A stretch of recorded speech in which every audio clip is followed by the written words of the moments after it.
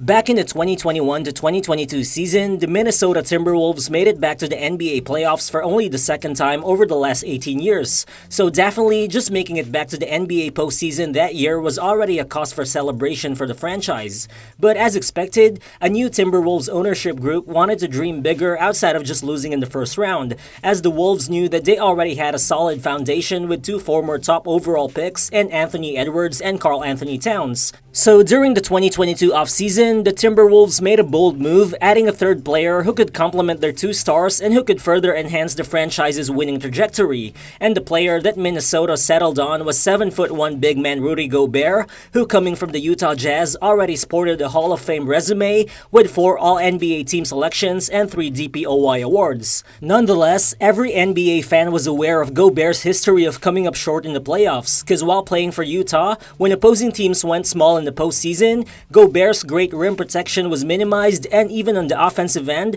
he also wasn't able to take advantage of his size against smaller defenders. Which is why when Minnesota sent the Utah Jazz a massive trade package, which included 4 key players as well as 4 unprotected future first-round picks in exchange for Gobert, most media outlets called this move by Minnesota quote-unquote on the verge of being an all-time NBA disaster. But fast forward 1 year later, and the vision that Minnesota had when they pulled the trigger on the Rudy Gobert trade is finally taking shape, as currently this 2024 season, as of the making of this video, the Timberwolves are tied for the best record in the entire NBA and are also sporting the league's 4th best net rating, all while having already defeated championship favorites Boston and Denver early in the season. Well, without a doubt, this early season success by Minnesota is definitely a result of different factors combined, but outside of Anthony Edwards taking a superstar leap, I think none of those factors stand out as much as the resurgence of Rudy Gobert, not just on defense but on both ends of the floor. So what's good everyone, it's Real Balls here, and in this video, let's dive deeper into how Rudy Gobert has unlocked a different level for the Minnesota Timberwolves. So let's get to it.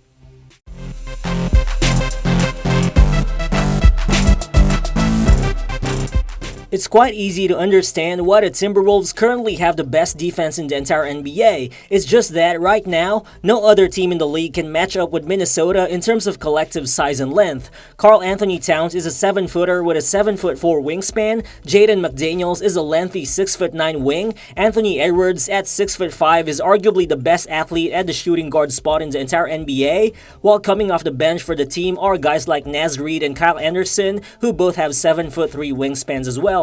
But most importantly, at the center position, they have Rudy Gobert, who at 7'1" with a 7'9" wingspan is currently the lengthiest starting center in the entire NBA outside of rookie phenom Victor Wembanyama. And right now, at 31 years old in his second season in Minnesota, Gobert has been deploying his unreal physical tools much more effectively, while also looking as healthy and as energized on the court as ever. So far this season, aside from averaging 2.5 blocks per game, which is the most he's put up since 2021, Gobert is also holding opponents to less than 47% shooting at the rim when he's the closest defender, which has resulted in opponents shooting 14.2% less at the rim than their usual averages. This is the biggest field goal percentage reduction rate produced by anyone among all players who have defended at least 100 shots at the rim this season. The crazy thing is, as good as Gobert is in terms of walling off shots around the basket, as of late, he's also been displaying some remarkable agility in terms of defending around the perimeter for a guy his size. Well sure, explosive guards could still give him trouble in space, but Gobert's footwork has actually looked adequate when he's guarding wings or bigs. Just like here, you can see the Spurs running a pick and roll with Gobert defending at a traditional drop. The screen by Zach Collins frees up a driving lane for Keldon Johnson, but just watch how Gobert comfortably picks up Johnson in space, using some solid lateral movement before blocking the guy's shot as he gets to the basket. Then this time, you can see Gobert quickly closing out on Chet Holmgren at the corner. Holmgren gets him on the shot fake, but he then continues to stalk Chet to be able to force the miss at the paint. OKC gets the offensive board, but you can see Gobert staying alert, and as SGA makes the kick out to Chet, Gobert once again rushes in space, maintaining his balance while suffocating the rookie, which eventually forces Chet to give up the ball. Well, the thing is, when Minnesota traded for Gobert, everyone already knew that his defensive impact would be a difference maker for this team sooner or later. later. However, it's his fit on the offensive end which always seemed to be more of a question. But so far, even that has been ticking up in the right direction as well. Looking at it, last season, D'Angelo Russell's frequent shot jacking and unrefined playmaking made him a terrible fit for a team with two 7-footers in the starting lineup in Cat and Gobert. But with Minnesota bringing in a seasoned playmaker in Mike Conley, who's also very familiar on how to set up Gobert because of their time together in Utah, Gobert has been getting easier catches around the basket as of late.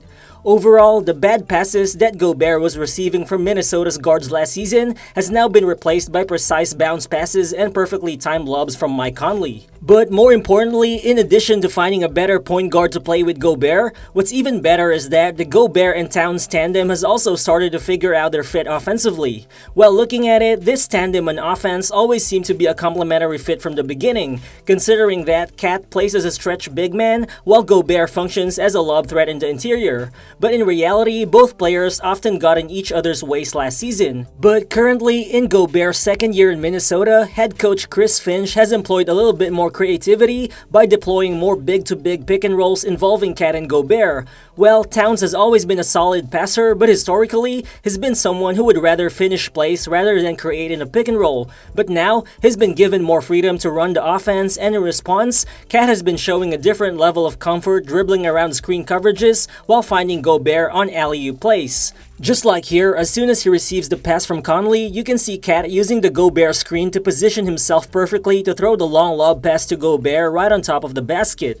Then again here, Minnesota runs a double drag play beginning with Edwards, but then here, you can see Cat using the Gobert screen to snake dribble around the drop coverage until he eventually finds the right angle to set up Gobert for another easy alley-oop finish. Then this time, the play starts with a handoff from Gobert to Cat, but while Cat doesn't have a passing angle, the mere presence of Gobert running to the rim actually allows Cat to be free of any double team, enabling him to knock down his mid-range jumper against single coverage. Then again here, Gobert sets the screen for Cat, and you can see how this forces Kuminga to switch on Gobert, which then forces the slower Kevon Looney to defend Cat. Kuminga tries to switch the last minute, but Cat is already too open as he hits that fadeaway mid-range shot.